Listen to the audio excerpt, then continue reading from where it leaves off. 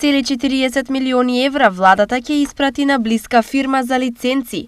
Тоа е огромна сума на пари која е еднаква на изградба на нова клиничка болница во Штип, рекоа денес од ВМРО ДПМНЕ. Даваат 40 милиони евра во 3 години за лиценци за администрација.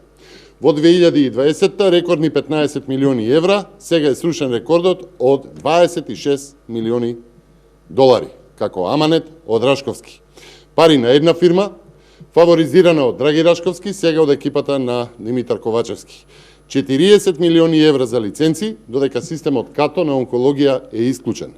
40 милиони евра за една фирма, додека луѓе умираат за 3 кафта, а телефонски се собираат донации за лечење. 40 милиони евра за лиценци во истите 3 години, додека нема учебници.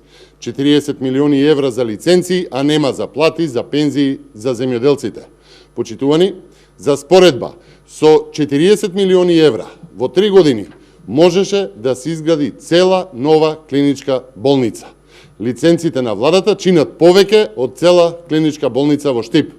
Владата мора да одговори. Зошто по само 3 години со истата фирма избрана за 15 милиони евра сега прави договор на 25 милиони евра?